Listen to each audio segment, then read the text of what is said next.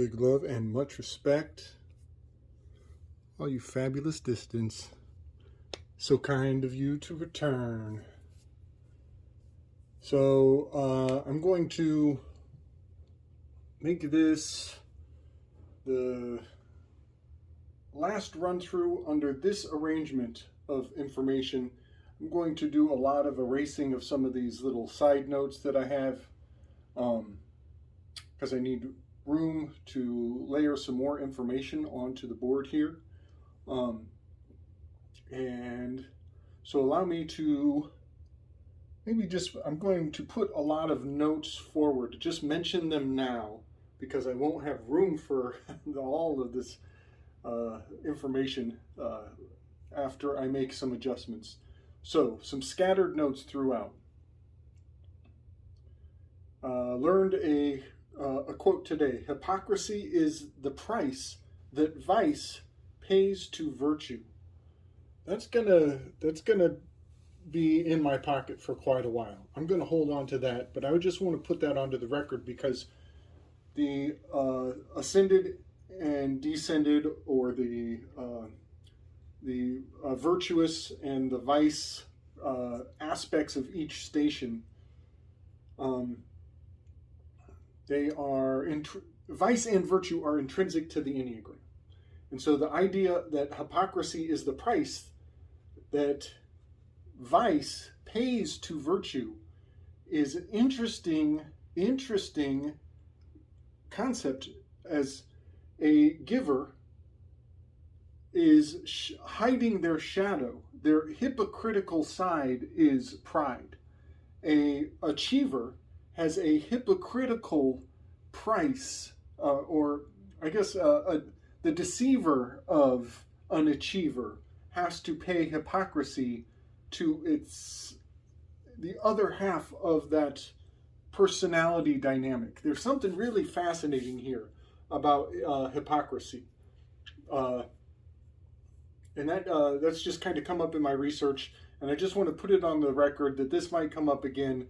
There's something about self-deception that while everybody tries to be their more ascended persona, there is a bit of a self-deception that they are in denial of their vice, hiding in their shadow.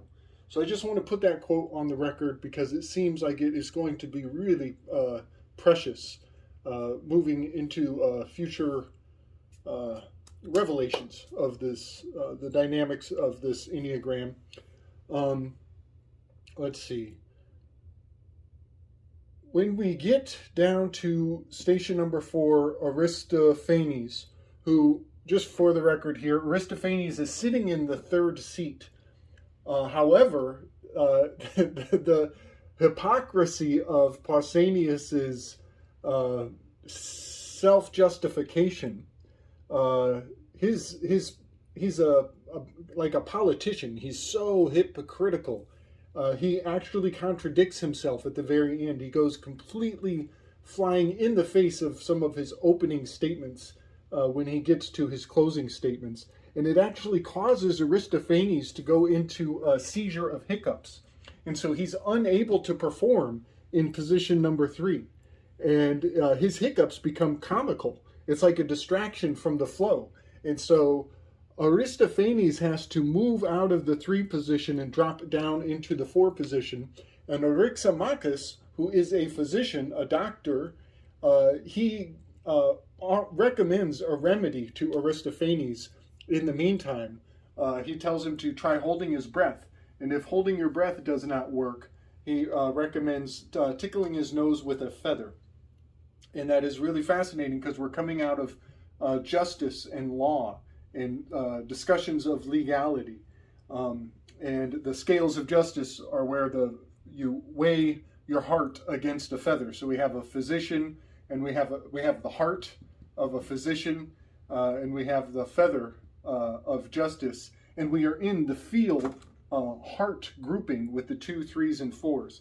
It's just so fascinating how many of these little side props and details become intrinsic to the story as it rolls out. So Aristophanes catches a case of hiccups because he's a comedian. He sees the intrinsic hypocrisy of Pausanias, and he has to actually sit out and tell his story later. And then Eryximachus takes the talking stick, you could say, and gives his pontifications on Eros. Now, what I want to just put on the record, because I am going to have to erase a lot of this information, is this term, the stroke of genius.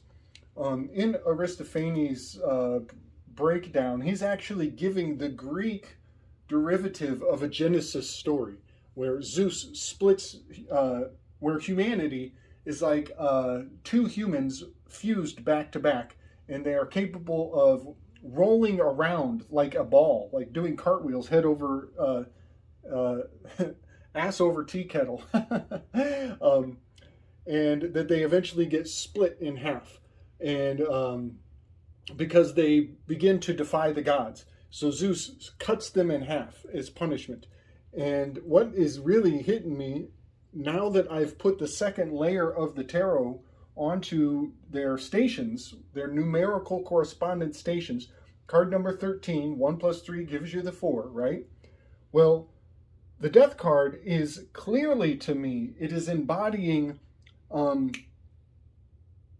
Hercules, and the Hercules constellation is visually identical to this idea of two humans fused on top of each other, rolling ass over tea kettle to mobilize. And it is a stroke of genius. It's described sometimes as a stroke of genius when Zeus cuts them in half. And then Apollo has to come together and trim off the sides and fuse their belly button together. It's very comical, the description of the human condition. But what gets me is that this was used as punishment because the gods needed humanity to for some sort of economy. They need humanity to bring them their worship, to do all the labors and the work, to worship them. And so humanity can't be just destroyed. It needs to be punished, but maintained. Well, there's something really fascinating about a potential metaphor for the placenta, because the belly button, the navel, is the reminder of the scar of their punishment so that they will never rise up again. There's something really far out going on with this stroke of genius. Well, this is the stroke from the Genesis story of the Greeks, that they were cut in half, and the navel belly button is supposed to remind them forever. So then they are also threatened to be cut yet again, so they hop around on one leg. Well, that is very correspondent to the anatomical positioning of this emperor card with his one leg, which is repeated in the Torah. There's one of their prophets is challenged to stand on one leg and speak the entirety of the Torah, and he summarizes it in a single line. He says, basically, be good to each other as the whole of the Torah. You would be wise to learn it well. And the rest is superfluous. But he says that in like 30 seconds while standing on one foot. Okay. So I just wanted to put the stroke of genius in there. I'm going to end up erasing a lot of this information here. Sapantaminu, this is Mercury. This is number 5. This is Kant. This is Carl Jung. Sapantaminu is the Persian name for Prometheus. It means forward thinking. It means planning ahead. There are so many things, Panta, that comes from the Persian influence. Carl Jung was fixated on mandalas, and it was the Scythians, however you prefer to say that, the Scythians brought pants. They were the originators of pants. And that is why they were described as having serpentine legs, is because they were the first people to actually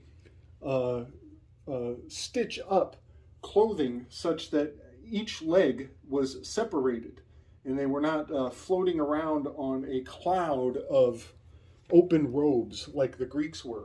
So there's something really interesting about this Panta, the 5, the Persian influence. This is also Immanuel Kant, is the lineage that Carl Jung comes from. Immanuel Kant was called the Chinaman of Königsberg. So this conic hat of this character definitely comes to mind. So I'm giving Kant and Jung their position here with the Hierophant.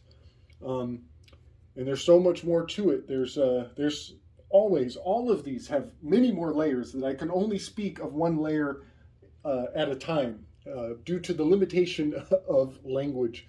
I'm also going to mention the conceptual midwife. Socrates called himself the midwife of ideas. That he is basically, his whole approach is to draw out the birthing of concepts from another person. So I just wanted to maybe just make a mention of that, this conceptual midwifery of Socrates, as we are on the verge, we're on the precipice of breaking into the act, into the body, into the instinct grouping of the 8s, 9s, and 1s. I find it just very fascinating that philosophically the 7 is on the verge of this point of discernment where ideas are going to be born. And if they're going to be born, if you're going to act on them, you need optimal discernment before you bring these concepts to life, before you enact what you have spent all this forethought considering and processing. So I just wanted to make a mention of this conceptual midwife. All right, I think that's all the random housekeeping notes I wanted to put forward, because a lot of that information will get scrubbed, as I think I need to just kind of make more room for more information that I'm layering on here. Maybe one more mention is, you'll notice that I have Gimel equals camel, Zen equals tooth, Daleth equals door, Mem equals water. These are the actual glyphs that are on the cards. And the blue glyph, like Tazadi equals fishhook, that is on the first pass. The smaller number gets the blue. The larger number gets the red. So Nun equals fish, that is on the death card. Vav equals nail, that's on the Hierophant card. Shamek equals prop, that is on down here with the art card. Ayin equals eye, is the devil card. Zain, sword, equals on the lover's card. So I'm also going to remove a lot of that after this installation, just for the sake of making more room. I want to just do a little bit of revamping of the information. It's getting really crowded on this board. Okay, moving into, I want to close off this Pausanias, who is a professional hypocrite, basically, and he makes it very clear in his dialogue. As he is really, I mean, this, if you think about it, the ultimate line in the sand with love is the relationship of adults with younger generations. He does mention that, he's talking about boys with a beard, that they are not exceedingly young, that they have some degree of discernment. It's very fascinating to me how quickly we misinterpret and jump to presumption. But he is basically making his whole spiel an attempt to justify his own relationship with those who are too young. I want to put this on the record here. This is very likely, this lawyer, Pausanias, is a lawyer. This is the origin of a legal representative. When you are, I don't know what I'm drawing. When you have a legal case and you need to go into a courtroom and you don't have, you're not a master of the legal system, you are like a young, innocent, naive person who does not know the ways of the courtroom.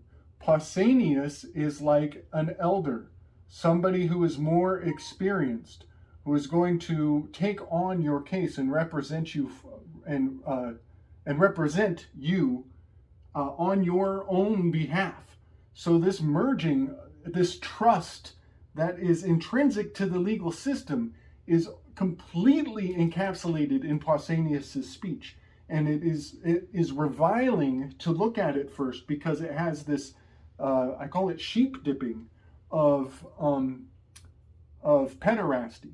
But what blows my freaking mind is that we still perform these relationships in a more appropriate context when you allow a lawyer to take your hand and lead you through a legal situation. That is essentially a modern day form of pederasty. That you are an idiot, that you're incapable, that you're too naive or too young. So there has to be somebody who's you're gonna trust as they take you through this ritual, this ceremony, and speak only the right words at only the right times to get you some sort of remedy or result. It is so profound how pederasty of the Greeks is still performed in legal ritual, legal ceremony, whatever you want to call it. We use so many words to make it more comfortable. But I just wanted to make that correspondence that the pederasty of the Greeks is still today the same thing as you taking on a lawyer and going through a courtroom and getting raped, whatever way they want to rape you, because you don't speak the language. All right. I just had to spiel on that, and it really is fascinating how the comedian is so appalled by the hypocrisy that he catches a case of hiccups and he has to take second seat. He has to move away and actually wait his turn while Eryximachus steps up to the plate. And what happens here is the physician comes closer, even closer in relationship to the remedy. The legal remedy and the physical remedy become even closer in orientation to each other. And again, remember, we are in the feeling groups. This is the law, the doctors, and the jokers. They are all in the feeling groups, and these are things that can heal the heart. We are dealing with matters of the heart over here. Okay. Totally ranting. Not at all staying on track with all this. I'm going to move into the Aeon card as promised. Aeon card is quite fascinating. It is so fascinating, all the things I've learned. So first of all, from the Aleister Crowley perspective, a lot of the people who are initiated would be really butthurt if I failed to mention how the Aeon card is the stele of revealing. That is the particular glyph that Aleister Crowley was obsessed with when he met his muse. His altar came to him, Rose, and she just happened to pick out the stele number 666. There's a whole legacy of mythology around it. And then he has his AWAS transmission where he produces the Book of the Law. And it all allegedly takes place in the pyramids in Egypt. Over the course of a week, he is transmitting his writing via some daemonic possession. Much like Socrates, he is taking on the spirit of an idea, and it's taking him a very long time to convey it. And so that is essentially what the Thelemic order would have you believe is the key central foundational image that is the Aeon card. And they would say that, that little Hippocrates, the ghost in the foreground, that is the prophesized word of mouth, the telling, the foretelling, the presaging of the coming of a new Aeon. And that's all good. It's all there. That's not, they are not wrong. I will put this forward. Hippocrates is the god of secrets. So I'm going to put shush, shush. That is the message of this Aeon, is those who know do not tell. This Hippocrates character is generally symbolized by the placing of the finger upon the lips. Those who know do not tell. Boy, I would be in a lot of trouble. But I don't claim to know. I'm not claiming to know. So I think I can circumvent this this making a loophole here for myself. I also so AWAS, I'll bring a picture of AWAS and put it next to the card. You can see the color scheme is pretty spot on. Also, yes, AWAS is the alien gray that is on the dollar bill, on the back of the $1 bill. $1 bill was generated, I believe, in the 40s, the newest model, and these cards came out in 46, but the art that they're based on predate those time frames by quite a few years. So with all things, like the date that it is established, it fails to tell you that it took many, many years for it to be informed ahead of time. So you can't just look at the date that the dollar bill came out and the date that AWAS was announced and make a decision. You have to consider that these things were meditated upon and informed from years and years of experience beforehand, before it was established or revealed to the public. Hey everybody, this is a quick addendum. I've been saying AWAS in this video. It dawns on me I can't keep track of all of Crowley's butt homunculus. It's not AWAS, it's Lamb. The one on the dollar bill, his name is Lamb. And it's been so long since I learned these random trivia factors. So I just wanted to do this little correction because I know a lot of people are probably out there getting all uppity. But if you take the word seal, this is the seal on the dollar bill, and you put a little kilter to all the letters, you realize that the seal is Lamb's. It belongs to not AWAS, but Lamb. Thought I would throw this in the mix just to, up the intrigue. And it really does give a lot more power to the tulpa, the fact that it is on the fundamental, foundational dollar bill. That there are so many more of. There are the most of the ones than there are of the hundreds. So that does give it a lot more oomph. Thought I would make that correction. The seal is Lamb's. All right, big up, y'all. All right, so we got the AWAS, we got the brain homunculus of Aleister Crowley. I want to point out the tooth. Also, the glyph on here is Shen, right? And it means tooth.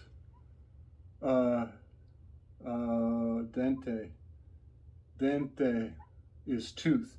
That is really blowing my mind because the next card down is going to be our boy Machiavelli. And Machiavelli was always depicted and talking about Dante's Inferno. So there's something of a presaging from this Shen card, is presaging the coming of the next station here. This deceiver, this achiever with the shadow of deceit, who I've already corresponded this veiled character as a quintessentially relating to Machiavelli, the ultimate of achievers with the shadow of deceit. So there is a handing off going on. It's an interesting pattern. So I needed to say all that the Shen glyph is relating to the hush, hush, hush of Hippocrates, the promise not to tell the secrets. Now, here's the thing. Like I said, I don't know any secrets. I'm just guessing at them. So I'm I think I'm clear to give up the ghost on what I do know, or I do think, at least. So I want to talk more about that art. I am seeing something else other than this thelemic stele of revealing and Aleister Crowley's inspired moment there in the pyramids.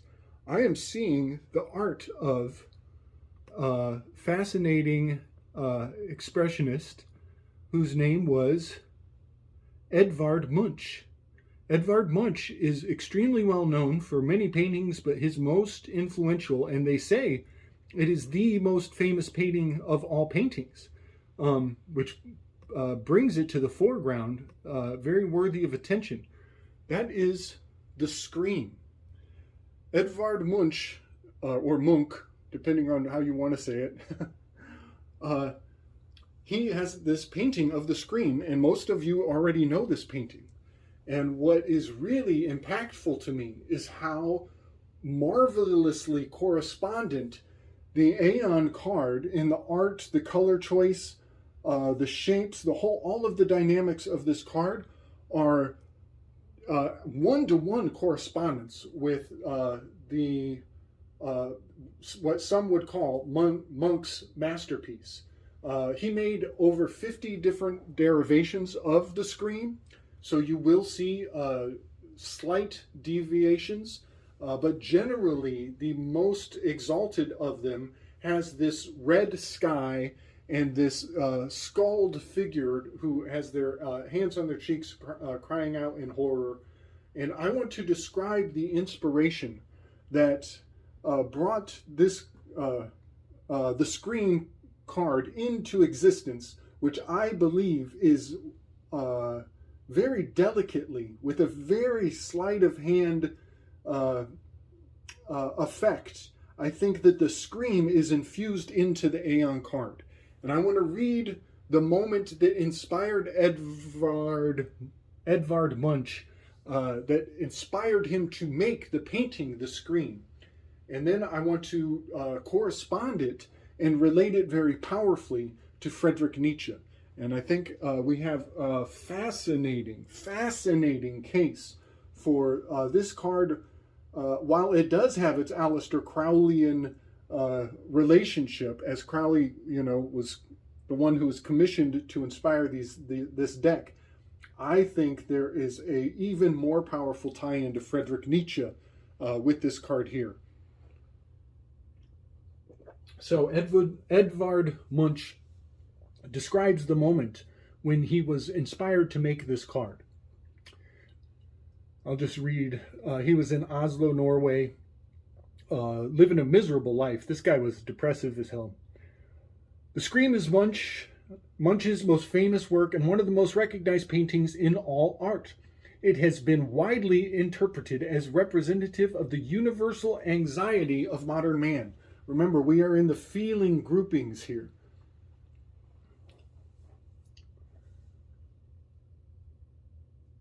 Painted with broad bands of garish color and highly simplified forms, and employing a high viewpoint, it reduces the agonized figure to a garbed skull in the throes of an emotional crisis.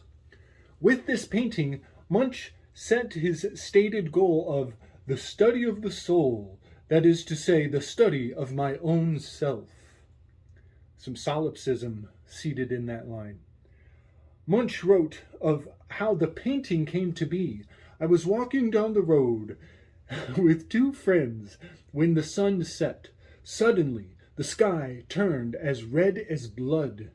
I stopped and leaned against the fence, feeling unspeakably tired. Tongues of fire and blood stretched over the bluish-black fjord. My friends went on walking while I lagged behind, shivering with fear.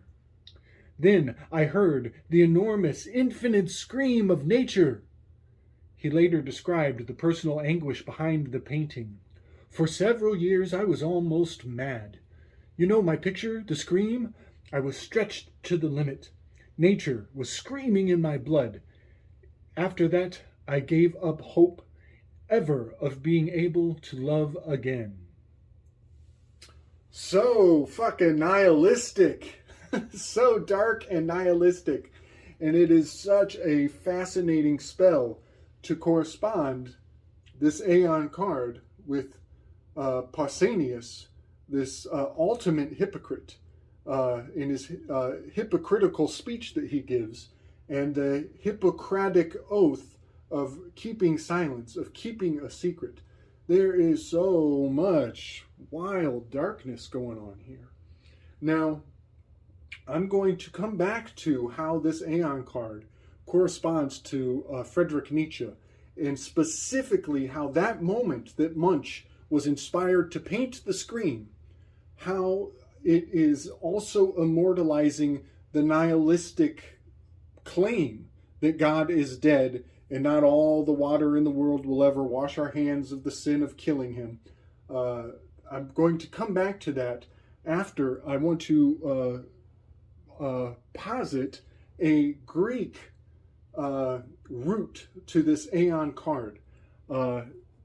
Friedrich Nietzsche wrote extensively on a historical persona known as Theogenes of Megara. And Theogenes of Megara was said to have agreed with Plato on the idea that the symposium is a choice metaphor for how a city should function. I'm going to read this very quickly. All the poetry attributed to Theogenes deals with the subjects typically discussed at the aristocratic symposia, drinking parties that had symbolic and practical significance for the participants. Authors as distant from each other as Theogenes and Plato agreeing in seeing the symposium as a model for a city, a gathering where men may examine themselves in a playful but nonetheless important way. Little glitch in the matrix. Sorry, everybody. Rolling on. Picking up where I left off. Authors as distant from each other as Theogenes and Plato agreed in seeing the symposium as a model for the city, a gathering where men may examine themselves in a playful but nonetheless important way. Here we should note the repeated use of the word touchstone or test to describe the symposium. Moreover, at the symposium, poetry plays a significant part in teaching the participants the characteristics required for them to be good men. Now, I want that to really sink in, that Theogenes is a child at play, much like we were talking about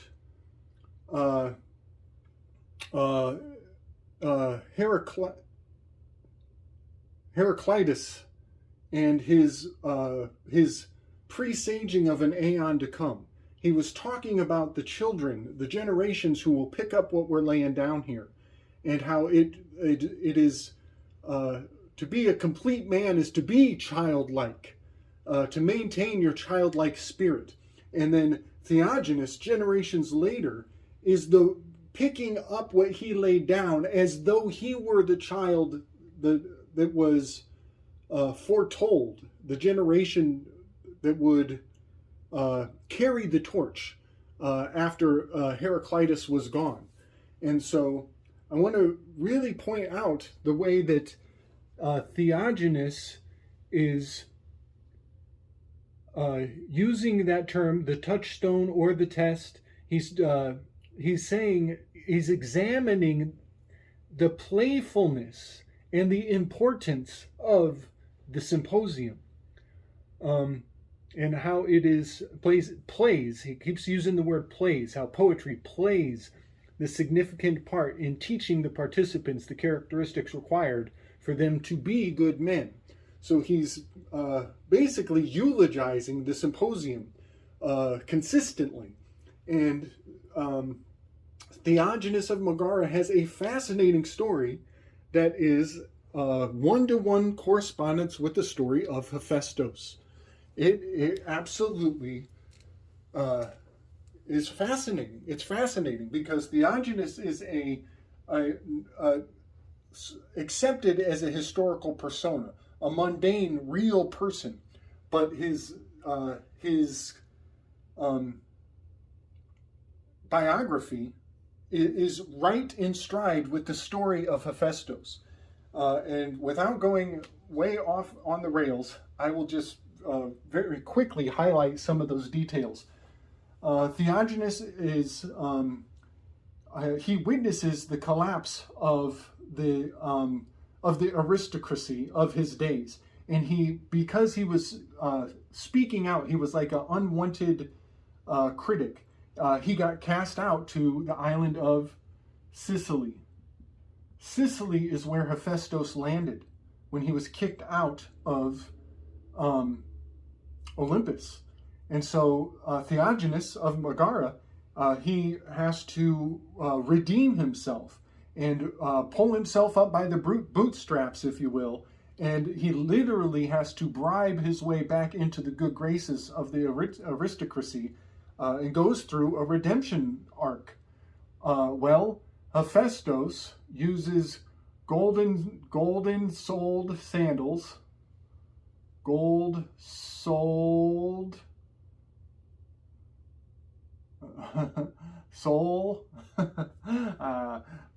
sandals to bribe the minor deities so he can come and face Hera and be with Hera and have a face-off with her and ask about his genealogy and why he was made outside of love. How was I created? How did I come to have two serpent snake legs? Why am I this lame charioteer?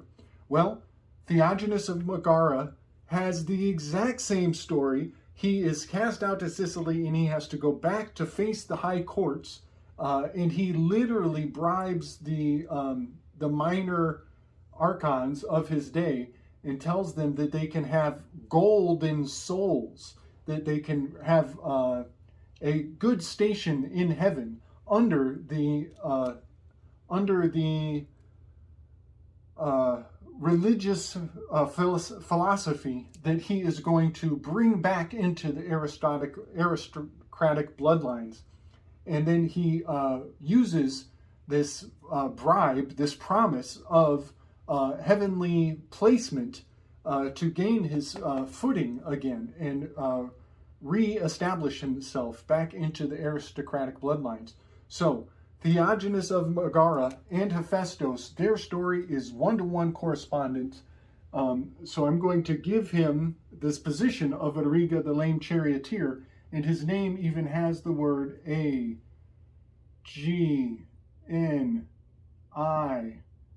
Theagenes has the agony.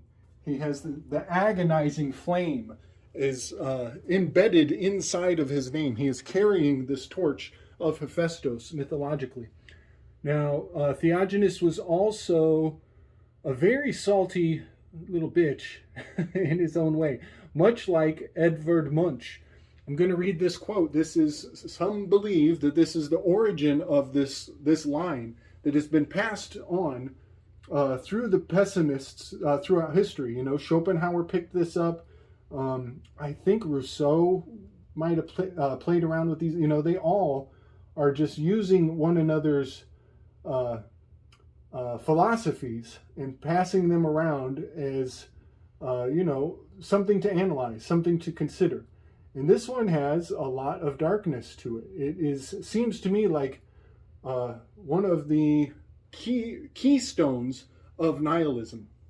And the quote was originally in Greek, translated to English, and it reads, "Best of all for mortal beings is never to have been born at all, nor ever to have set eyes on the bright light of the sun. But, since he is born, a man should make utmost haste through the gates of death." I'm going to see this drop from the 2 to the 4, where the death card is. The 2 to the 4, again, drawing this line. "And then repose, the earth piled onto a mound round himself." That is so fascinating because when Hephaestus was cast out to Sicily, he became the volcano god of Mount Etna. The mound round himself was Mount Etna piled on top of Hephaestus in the island of Sicily. Island of Sicily has a flag that I'm most fascinated by. It is a three-legged... Am I doing this even close to right? Hold on, I did it wrong. Here we go. A three-legged flag. And it is said to represent Medusa, who is also underneath Mount Etna, the mother of all monsters. So this shape is very correspondent to Medusa, to Vulcan, to Hephaestus, but I also see it as closely relating to the shape of the Hercules constellation, which is, when I get there, we're going to talk about this death card being the shape of the primordial man in the Greek Genesis story that Aristophanes is going to eulogize as the origins of love, the birthplace of love, and the splitting of man, all relating very powerfully to the shapes of these cards here in the forestation. But I'm getting ahead of myself. I want to go back to Edvard Munch and his art that incorporated that very fateful day where he sees the sky turn red and he has this horrible vision and he senses the scream of nature surging through his blood that inspired him to paint the scream, that agonizing face that is immortal forever.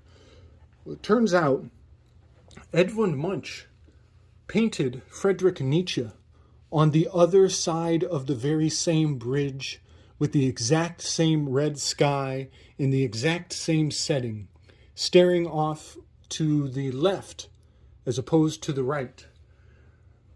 And it is so fascinating when you put the two pictures side by side, as Edvard Munch was dealing with the feel. He was on the feeling side of the bridge. Friedrich Nietzsche was on the think side of that bridge.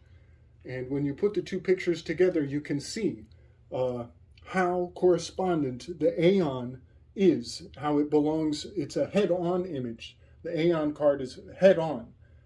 Friedrich Nietzsche is facing off to the one side. You can bet your bottom dollar that card of the Aeon, the artist who inspired that general shape, which is not only Aiwass of Aleister Crowley's experience, his Book of the Law that he channeled, it is also infused deeply with the nihilistic spirit of Friedrich Nietzsche, immortalized in the painting that Edvard Munch painted that day. And now, the craziest thing of all is to realize, why did the sky turn red that day? What is the source of that particular sky that inspired the scream? It's Krakatoa. Mount Krakatoa is a big volcano in Java that blew up on 8/27, the week of Vulcanalia. Vulcanalia is a complicated holiday. Starts on the 23rd, it's 3 days long, and then there are 3 more holidays, Vulturnalia, after that are venerating the rivers, the forests, and the vulture of the sky. So we have earth, wind, water, fire, all on this week of 8/23 to the end of August. And Krakatoa erupted on 8/27 on the year 1883. That was the very day that the scream was inspired. The fumes from Mount Krakatoa, this volcano god, we're talking about Auriga, the spirit of Hephaestus turning the skies red on the holiday that is the Vulcanalia holiday. It happened when the anvil of the annual, V's and U's are interchangeable in Roman. The annual anvil strikes on X marks the spot, tax day, on the Analima. It's an incredibly sacred day. It is a perfect echo of Vesuvius erupting exactly on the holiday of the volcano. All of these things are beyond coincidence. There's no other way to describe it other than a mystical coincidence. I think we should really start venerating coincidence much more than we do. We hear the word coincidence and we act as though it's just dismissible. But some coincidences are supranatural. And so now I want to point out when this shush of Hippocrates was instilled into our culture and kept alive, immortalized, and handed down to the children, to the spirit of the new Aeon, the children to come. And that moment was when Obi-Wan Kenobi sensed a great disturbance, as though a million voices cried out in agony and were suddenly silenced. This is the call and response. This is the enantiodromia. This is the law of equivalent exchange. As when that planet was destroyed by the Death Star, Obi-Wan Kenobi sensed them all crying out in pain, and the inevitable result was that they were silenced. There was a scream, was the call, and the response was shh, silence. Very fascinating to me how these alignments of divine coincidence, I would say, line up and are kept alive in our imagination and passed down to the children, to the aeons to come. And now I'm going to just try to be quick. I know that's not my strong point. The Aeon today, the one who is holding this torch, this card, this Auriga, this charioteer, the one who is throttling the new movement of the consciousness of the children, who is picking up what the adults laid down before, is Greta Thunberg. She is getting on the podium. She is locking the adults and flipping the roles and grilling adults as though a child has any position to become an authority and try to shame the grown-ups. In fact, she is almost immaculately conceived, because the first question when you see a freaking kid up on a podium for speaking for the NWO is, where the fuck are her parents? How are her parents allowing her to come into the limelight where she is clearly going to be assaulted psychically as a response to her flippant, childish attitude, pulling the emotional strings of the collective in what is fascinatingly hypocritical about accusing combustion engines for the demise of the world, blaming people's cars and their need for transportation. What is incredibly hypocritical about that is the fact that a single volcano generates years and years and years worth of carbon emissions, far more than any race of human beings could generate with given 10 decades, whatever you want to say. It can be produced by a single volcano in one day, much like Krakatoa, much like Vesuvius. So while she's blaming us for our little tiny minutia of contribution to the carbon emissions, the fact of the matter is that it's not your chariot. It's not the chariot that is going to cause carbon emissions. It is the volcano that causes carbon emissions, and there's nothing we can do about volcanoes. It's outside of our hands. And that is what is so hypocritical about having Greta 1010. I'm running out of room here. Greta XX. This is card number XX. Greta Thunberg is trying to chastise the adults, much like Hephaestus grilling his mother Hera. She's chastising adults about their little cars in their carbon emissions, which carbon is awesome for the planet, by the way. It really freaking needs carbon. But she's going to grill parents and pull on their emotional feeling heartstrings as a child and try to flip the roles on the grown-ups. And her name is Greta Tintin. Eleonora Ernman Thunberg. I do believe, I think I've said it in the past, she is very likely related to Helena Blavatsky. That was a long one. Thanks for coming along on the ride, folks. We're moving from here on to, see, I almost missed so many details. It's so hard to stay linear. 1983, when that volcano erupted, guess what happened? This is the year that Friedrich Nietzsche, who was immortalized in a painting by the same artist that inspired this card right here. In 1983, when Krakatoa erupted, That is the year that Friedrich Nietzsche, his syphilis kicked in and he went through a psychotic breakdown. And so the year that Krakatoa erupts is on the day of the volcano is the same exact year that Friedrich Nietzsche goes psychotic. And guess what he does? He goes through a personality shift, and he goes through a fall, a psychic fall, and he becomes Dionysus, Neptune, station number 3. That's where we're going next, folks. We're going to talk about the spirit of Dionysus, the spirit of the achiever with the shadow of deceit. And we already established Machiavelli as a powerful Empress card in his book, The Prince. One of the greatest deceiver achievers of all time. But we're going to really lean into this Dionysian spirit here, this Neptunian drunken debauch persona, as it relates to this Hanged Man card. The Hanged Man card is Ophiuchus, who holds a 5-degree placement on the elliptical plane, and its initiation is JFK Day.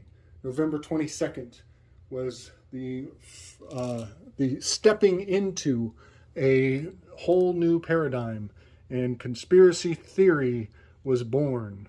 All right, big ups, much respect, much love.